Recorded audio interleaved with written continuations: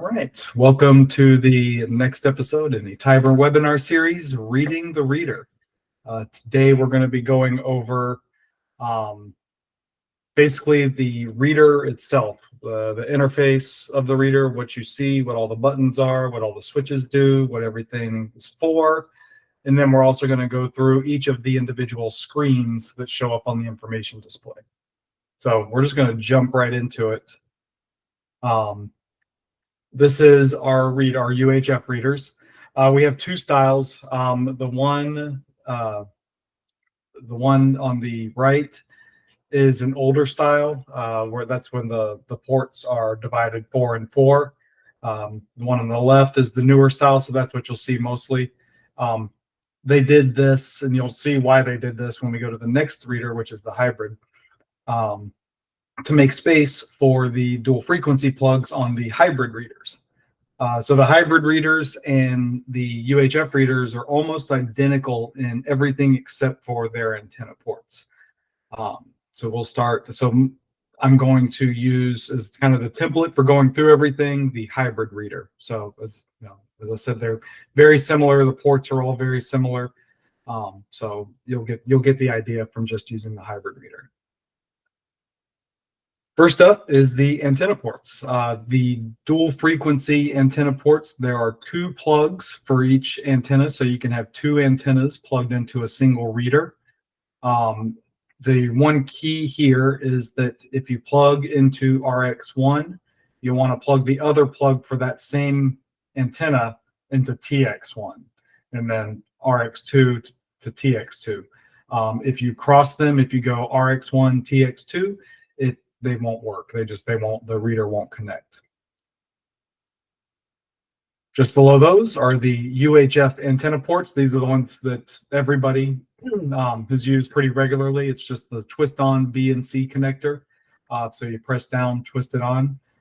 It doesn't matter which order you put them in or where the antennas go, or if you only have 4 antennas, which 4 you use. It activates all 8 every time you turn the reader on. Over here, just beside the dual frequency ports and above the UHF ports is the charging port.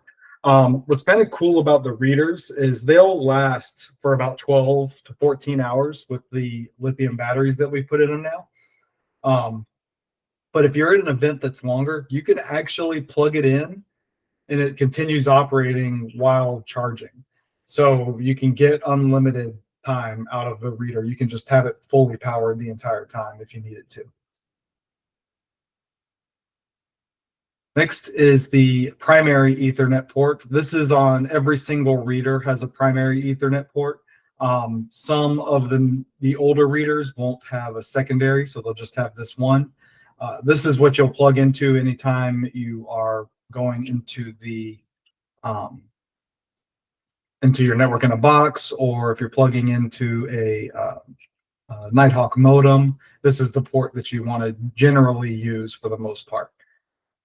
And then follow that up with the secondary port up at the top. This is kind of a failover, so sometimes Ethernet ports fail. So if this Ethernet port 1 is not working, if you have a reader that has an Ethernet port 2, you can test that out as well. What this is generally used for is for daisy chaining readers together. So you would actually plug a port or plug a cable into Ethernet 2 here and into Ethernet 1 on the other reader. And then you can daisy chain them. I think it's pretty much unlimited on how many you can daisy chain. That way you can have very wide mats. So, our standard setup is a 6 antenna ground mat with 2 side antennas for UHF. So this would allow you to have a length of mat as long as you want. I think they generally don't recommend going over about 50 to 70 feet with it, just for data loss. But you could technically just continue stringing them together and have antennas have mat plugged in all the way down. Next up is the data hard drive switch. It's a little black toggle switch on the top of the reader. When you are in collecting, when you want to collect reads on the reader, you want to make sure that switch is up in the data position. The only time you'll ever move it down to the hard drive position is when you're connecting to it. That basically turns the reader into a giant SD card, or thumb drive, or however you want to look at it. So, but if this switch is down, the reader will not save reads to the SD card. So we just need to make sure that this switch, anytime you deploy the reader at a timing point, that the switch is on data, so pushed up. Next to the switch is the micro USB port. You use this to access the hard drive mode or thumb drive mode. So you'll plug your micro USB cable in right here, or actually what you'll do is you'll flip the switch down, plug your micro USB cable in, plug your USB-A cable into your laptop, and that'll turn this into a big thumb drive, and the screen will change to, I think it says something like not taking reads, or not receiving reads in hard drive mode, or something like that. I really should have taken a picture of that, but I did not. So, but yeah, so that's how, this is the port you would use to pull data from the reader or configure the SD card or anything like that. Right next to that is the SD card slot. The SD card is what holds the config file that we talked about last week. It also stores all the reads in it. This is what we're deleting the reads off of after, or moving them from each race, is the SD card. Holding the SD card in is a little plexiglass panel, and that's just so it doesn't jar or move, because the SD card is a push to insert. So when you press it down, it like pops out a little bit, then you press it down again and it kind of locks in. One of the key things there to remember if you're ever taking the actual SD card out is that slot is in the panel is not fully aligned with the SD card slot. So you can easily miss the SD card slot with the SD card when you're trying to put it back in. So just be careful doing that. I think it's happened to everybody. It's happened to me multiple times. It happened to Ryan Doobie at his first event this weekend on Saturday, where the SD card, you just miss the slot and it slides down into the reader. The only way to resolve that is to either put a new SD card in, or to actually open up the reader, which I prefer that we don't do at a race site. Ryan and I are actually putting together a group of backup SD cards that each timing kit will have. So you'll have something to use. You'll just need to configure it. So, but we'll have those configurations saved, so you can just drag and drop it from the live backup folder onto that blank SD card that you have, and then insert that into the reader. Holding that little plexiglass thing are two little black knobs that Ryan and I refer to as the little bitches. They're little push pin, pressure push pins that just hold it in. When you pull those out, I highly recommend you put them back in their slots, because they tend to roll around, and they can roll into the Ethernet ports or into any of the vents, and they will be gone forever. So just be careful with those if you do actually end up pulling the SD card out for any reason. Over to the other side of the switch is a USB-A power port. You may remember this from some of you may remember this from a while ago, when we had the old white modem, the old modems that we had before we got all Nighthawks. Those would actually, we plugged into this port to power them. So you can actually pull reader battery power to power other items, and that's what this was used for. Over on the left and right corners, you have the fan, the internal fan intake over down here, and then you have the fan exhaust vent over here. So we're in the process now of working through some overheating issues we had over the late summer at some events. So I just really wanted to point these out, so you know that this is where you'd want to point any fan or airflow or anything that we come up with there is into this intake over here, not the exhaust. Yes, David. Going back to the SD card, I know that it goes contacts down, but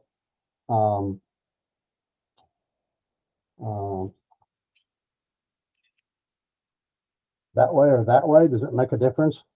I don't know. It'll only go in one way. It'll only go into the slot one way. But the way is where the label of the SD card is facing you. So the actual like little metal tongs that will be on the back. Yeah, so, but if you do try to put it in the other way, it just won't press in. So SD cards have a little corner cut off, I think. They do, yes. Okay. Yeah. So let me see. I think I have. I do it here.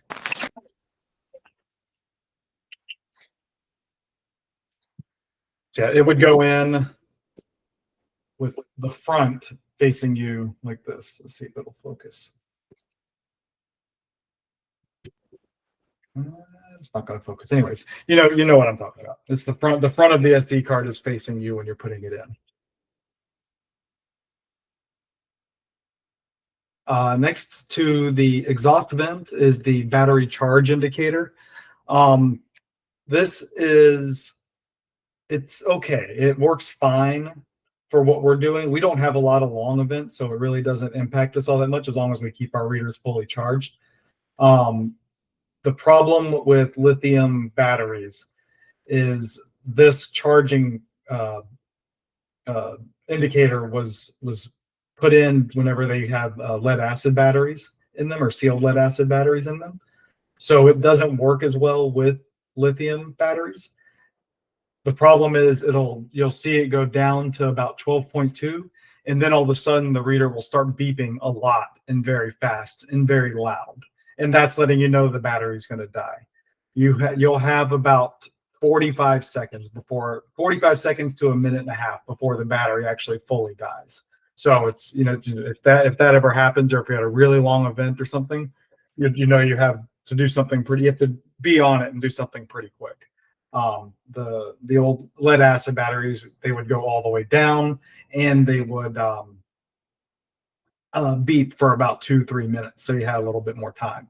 But so if you ever hear a loud beeping, just constant beep beep beep beep beep beep beep coming from the reader, that means the battery is about to die. You need to do something about it, whether it's change out the reader, whether it's move to the backup or the spare or whatever. Next to the battery charge indicator is the information display. We're going to go into detail on this on a few slides here in a few minutes, where we go through each one of these screens. Over on the upper right-hand side of the panel is the SIM card slot. I think almost all of our readers have a built-in 4G modem. Some of them have a 3G modem, which is useless now because they've turned off 3G in the Houston market and most markets. We don't use the internal SIM card slots just because it takes so long to initialize. When you're watching the screen to see if it's connected, usually with the Nighthawks on the first go around, it'll be connected. With using the SIM card slot, it might take 5, 6, 7 go arounds before it actually connects. So it takes a long time, and it makes it feel like it's not going to connect when it will later on. Just below this, so we don't actually use the SIM card slot anymore. Down below the SIM card slot are just some plugs, the various plugs that can be used for various inputs and outputs, relays, displays, things like that. We don't use any of these, so these just kind of sit there for us. In between is the little black TX on/off button. Some of you are familiar with this. This is what turns the UHF and DF antennas completely off, and then you can turn them back on by pressing and holding again. The only time you really need to use that button is if you turn the readers on and then connect the UHF antennas later. Remember, the UHF antennas are these down here. To reinitialize them. The dual frequency antennas, they auto initialize when you plug them in. Another really good use case for this is actually coming up in November at the Houston 25K. They have one of the starts is on the course where where the other runners will be running. So what we do is I'll set that reader up, have it ready to go, and just turn the antennas off until right before the other race. Then I'll turn them on right before the other race starts. So that's another good use for that antenna tuning button. Down below the plugs is the antenna power indicator. There's low, medium, and high power options, and it's a little three-way switch. It's really sensitive, so to get it in the middle, you have to really like try. Generally, for what we use, we'll leave it on high. The only time we really use the low and medium is if we're doing config switching. For those of you that are unfamiliar, config switching is where I can load 3 different configuration files on the SD card with a little indicator, like so it'll say config_L, config_M, config_H. And what that'll do is it makes the reader determine which config file to load based on what the antenna switch is set to. The nice thing about that is if you have a reader, let's say you're at a race and you need a reader that is a remote start or something like that. So you can have it in remote start mode with the low setting, and then you can have like the medium setting set to be the split 1 if that start is going to turn into a split 1 after the race starts. To do that, you do have to turn the reader off, do the switch, and then turn it back on. But it is kind of a cool feature that we don't use as much, and probably not as much as we could. Just below that is the cellular antenna port. You'll notice on this one we left the antennas that came on them on there. Most of the readers, it's just that we've taken them off because we used to use the internal modem. So we bought a better antenna that stuck up higher. So we removed all of these, but now we just kind of leave them on because we don't use the internal modem anymore. Just below the antenna is a data port. This is for it's not for firmware upgrades, but it's for diagnostics and things like that. So nothing that we really would ever need it for. But it's there if we ever decided we wanted to fully reconfigure the hardware and everything.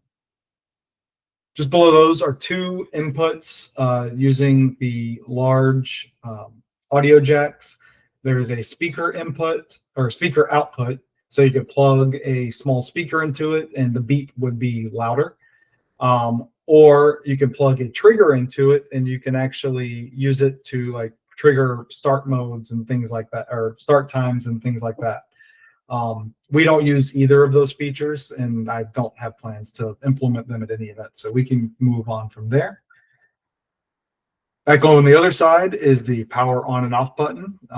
Big red button on top. In order to turn it on, press and hold. In order to turn it off, press and hold. Pretty straightforward.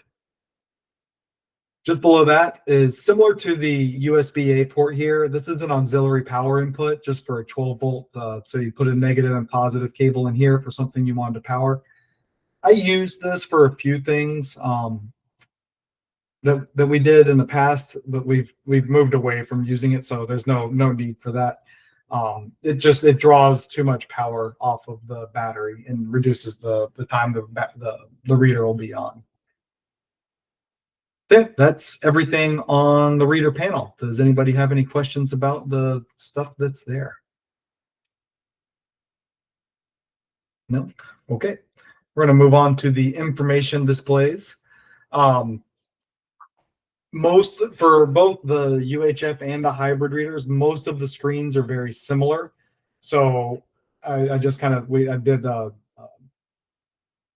going to cover all the general information displays that are on all the readers, then I'll show you the other 2 screens that are on just the DF readers after that. So I went in and right when I turned the reader on, I started taking pictures of each screen. So this should be the same order that you would see the screens on race day. So this first screen is just going to show you, so it's kind of broken up into 3 sections, by the way. The top will generally be standard information, so you'll see the same information popping up over and over on top of there. The bottom is always time and date, current time and dates that the reader is in. and then the middle is the information section. This first screen is just showing the network ports that the reader is going to connect to. We've already got these all set by default, so I don't make any changes to this. Oh, one note on the time and date. Sometimes you'll turn the reader on and you'll hear an extra beep that just is kind of odd.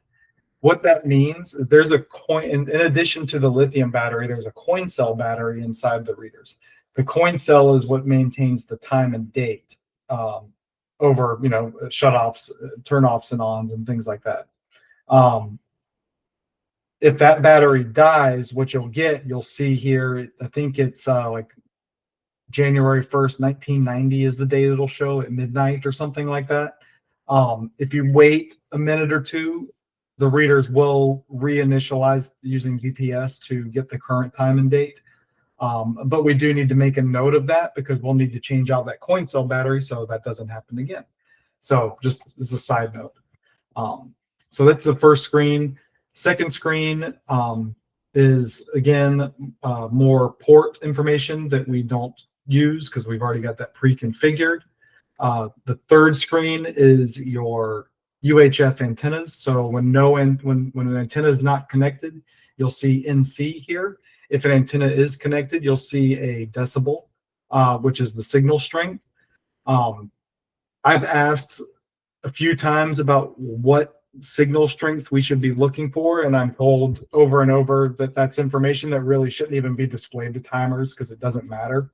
However, what we can use it for is if you noticed, like, let's say most of them are around 15 to 20 decibels, but you notice ones at like 140 decibels, you'll know something's probably wrong with that one. So just make a note of that for us to take a look at further.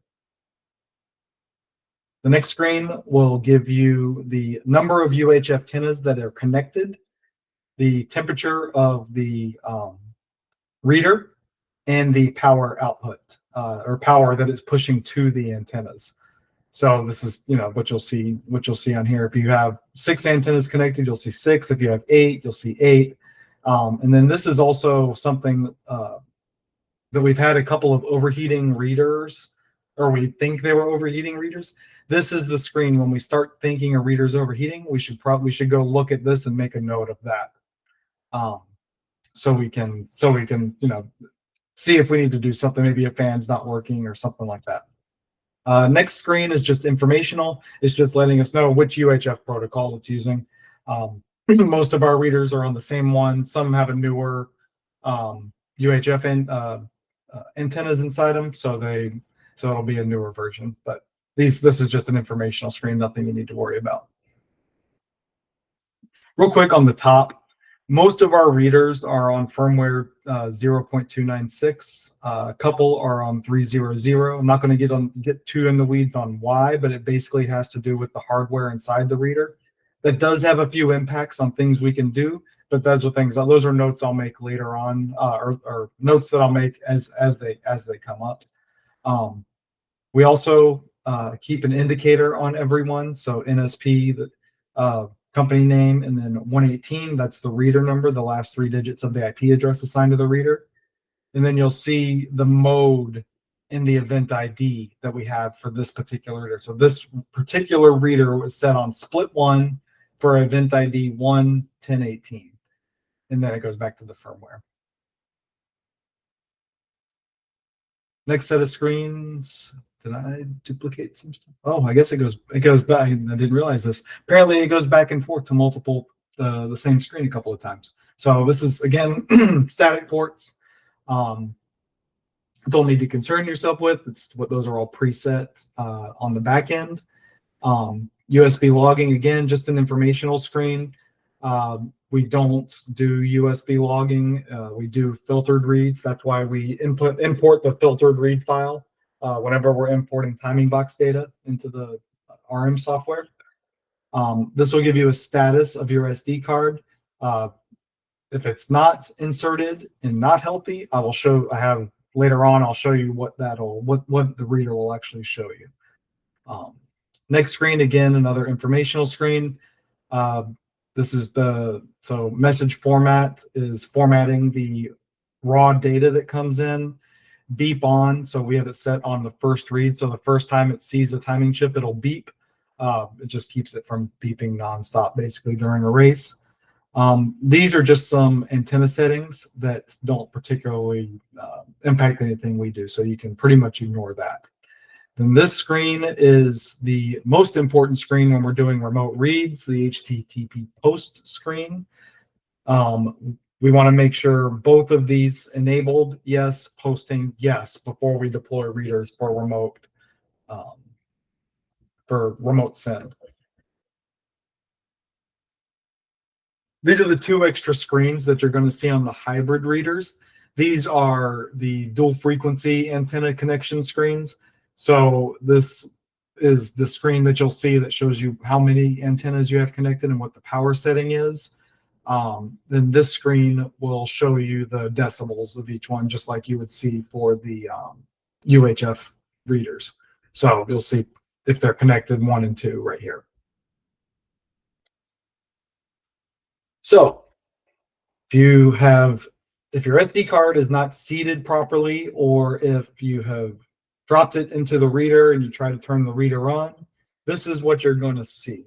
The reader is going to beep at you very angrily, and it's going to say SD card failed on the screen.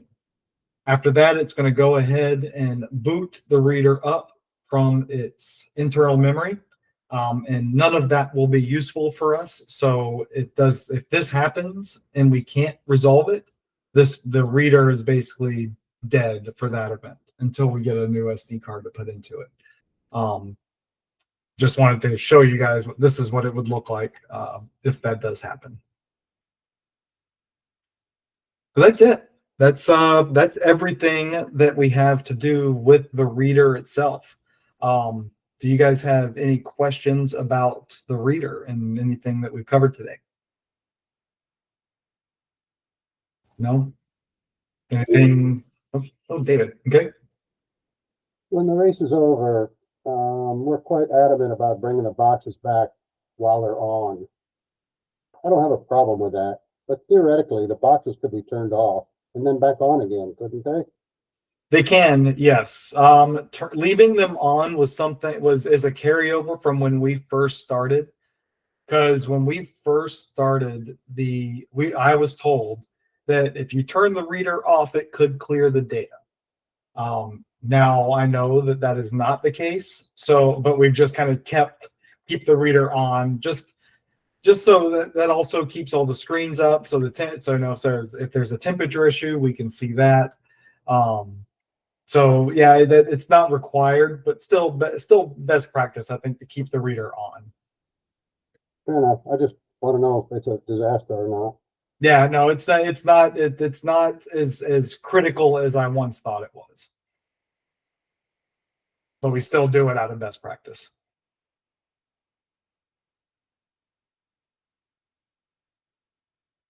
Okay. So before we wrap this up, did you guys kind of see the connection on why we covered the config file last week and then the reader this week? So where the config file drives some of the data in those screens and some of the settings that we do? Okay. Yes. Okay. So there's no other questions. Wrapping up, we have a couple more webinars coming up in the next few weeks, back to back. Next week we'll be covering the division. These next ones we're going to be starting to dive deep into the software. So we're going to cover the division file next week, the age group file the following week, and then results posting on the third week. After that, we're still working on what the next steps are going to be. So we'll keep you guys posted on what's coming up after we do the results one. So yeah, that's going to wrap up today's webinar. I'm going to go ahead and stop the recording.